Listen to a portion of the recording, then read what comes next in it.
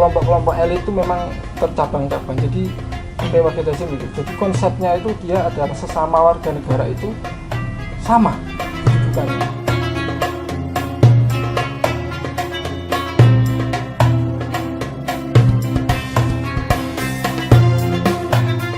Assalamualaikum warahmatullahi wabarakatuh. Waalaikumsalam. Jumpa lagi dalam acara Bincang Tokoh Islam. Kali ini kita akan membicarakan seorang kiai besar, yaitu Kiai Wahid Hasyim. Perjalanannya dalam mengawal agama, bangsa, dan negara di Republik Indonesia. Sudah bersama saya Kang Danu. Sedikit mengulas sejarah kecil tentang seorang Wahid Hasyim waktu kecil. Beliau besar di lingkungan pesantren. Menurut Anda bagaimana perjalanan sejarah kecil seorang Wahid Hasyim sehingga beliau bisa menjadi seorang kiai besar yang tidak hanya berkiprah di dalam bidang agama, tetapi juga ikut merumuskan beberapa konsep-konsep tentang kebangsaan di Indonesia? Jadi Kiai Wahid Hasyim itu memang berbeda dengan kiai-kiai pada umumnya. Ada beberapa hal yang memengaruhi Kiai Wahid Hasyim sehingga dia bisa berorganisasi, bergaul dengan beragam kelompok, berbagai aliran di Indonesia. Pertama, karena beliau itu adalah putra dari tokoh besar ya abad 19, di Kiai Hasyim Asy'ari atau Hadratus Syekh Hasyim Asy'ari. Jadi tokoh ini adalah tokoh yang paling berpengaruh pada zamannya. Jadi Kiai Wahid Hasyim itu selain dia belajar agama, jadi dia itu rajin membaca berbagai macam bacaan umum.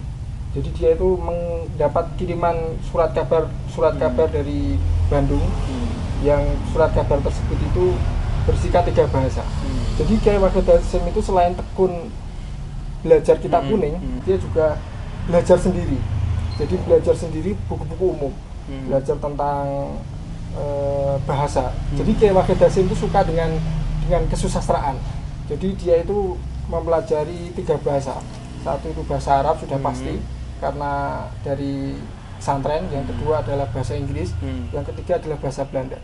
Pada masa beliau remaja dan pada masa beliau dalam masa-masa transisi kemerdekaan ini, ya, apakah dengan modal penguasaan 3 bahasa ini beliau menjadi seorang diplomat yang menjembatani antara kemerdekaan Indonesia dan persiapan-persiapan yang akan dilakukan?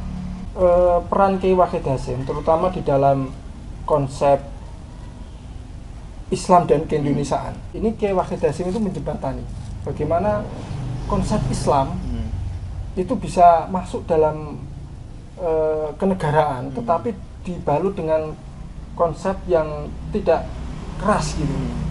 Jadi di dalam salah satu karyanya yang berjudul Nabi Muhammad SAW dan pesan persaudaraan sesama itu cukup jelas bahwa pemikiran Wahid Hasyim tentang sesama warga negara itu kedudukannya sama.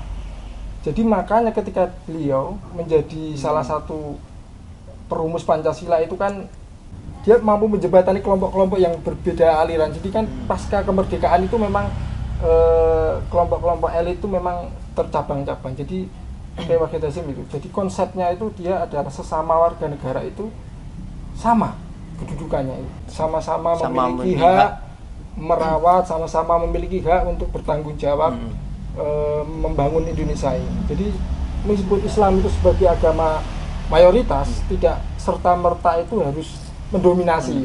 Kiai Wahid Hasyim itu di banyak karyanya yang pernah saya baca itu ada buku yang cukup menarik, itu judulnya Mengapa Saya Memilih Nahdlatul Ulama. Itu ada beberapa karangan beliau asli yang ditulis. Masih tulisan beliau? Iya, masih tulisan beliau yang menjelaskan tentang pemikiran beliau. Banyak itu, ada soal pendidikan, ada soal agama, ada soal politik dan lain sebagainya. Jadi memang beliau itu tokoh yang kompleks, bukan paham soal agama tapi paham berbagai keilmuan. Bisa dikatakan sebagai tokoh sentral, ya, pra kemerdekaan. Betul, dari kalangan Islam. Ya. Sedangkan kiprahnya di dalam agama bagaimana? Pasca dia pulang dari Mekah, beliau itu mendirikan madrasah yang modern. namanya Madrasah Nizamiyah. Jadi dulu itu memang sekolahan itu hanya memiliki murid 5. Tetapi setelah lama berkembang, sekolahan itu kemudian diserbu oleh banyak murid. Karena ketika lulus dari sekolahan itu ternyata ketika dilihat banyak yang sukses. Karena di dalam madrasah yang didirikan Kyai Wahid Hasyim itu, jadi santri-santri itu tidak hanya diajari ilmu agama, tapi diajari ilmu pertanian, pengetahuan umum. Iya, ilmu pertanian dan ilmu tentang sosial dan lain sebagainya. Terutama murid-murid itu harus menguasai bahasa. Itu inisiator beliau sendiri. Inisiator beliau. Itu tanpa sepengetahuan ayandanya. Jadi dia itu melakukan pembaharuan di dalam kurikulum pesantren. Jadi kalau pesantren itu selama ini hanya dianggap mempelajari ilmu agama, itu dia tidak mau. Dia ingin merubah stigma masyarakat bahwa pesantren itu juga mempelajari ilmu-ilmu sebagaimana sekolah umum pada waktu itu kan. Banyaknya perjalanan sejarah hidup Kyai Wahid Hasyim, mulai beliau dari kecil dididik di lingkungan keluarga, beliau belajar berbagai bahasa sehingga beliau bisa menjadi seorang katakanlah beliau menjadi juru bicaranya dari golongan umat Islam, sehingga bisa mempersatukan perbedaan antara pandangan ideologis baik itu secara dari golongan kaum Islam maupun dari non Islam ini. Apa hikmah yang bisa kita petik agar bisa menjadi istilahnya menjadi pembelajaran penting bagi generasi-generasi yang akan datang? Satu, yang pertama adalah kita sebagai generasi muda itu harus rajin belajar. Jadi kita tidak puas untuk hanya belajar satu keilmuan. Jadi kita harus belajar berbagai macam keilmuan, terutama untuk santri-santri. Jadi santri itu harus selain belajar kitab kuning juga harus belajar pengetahuan matematika, IPA, ekonomi dan lain sebagainya. Karena ini sangat penting sesuai dengan kondisi zaman saat ini. Kita membutuhkan santri-santri yang dia itu paham keilmuan pesantren, jadi paham tentang tafsir Jalalain, paham tafsir fikih, paham ilmu alat nahwu sorof, paham, tapi santri plus paham tentang ekonomi, tentang apalagi yang lagi rame itu adalah teknologi informasi ya, yang lagi rame sekarang ini. Jadi itu yang bisa kita ambil pelajaran untuk generasi sekarang. Terima kasih Kang Danu yang telah menceritakan perjalanan seorang Kyai Wahid Hasyim.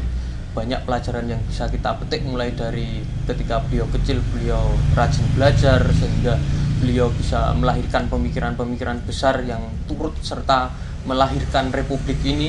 Ini patut kita jadikan seorang teladan sebagai seorang pemimpin di generasi yang akan datang. Sampai jumpa di bincang tokoh Islam selanjutnya.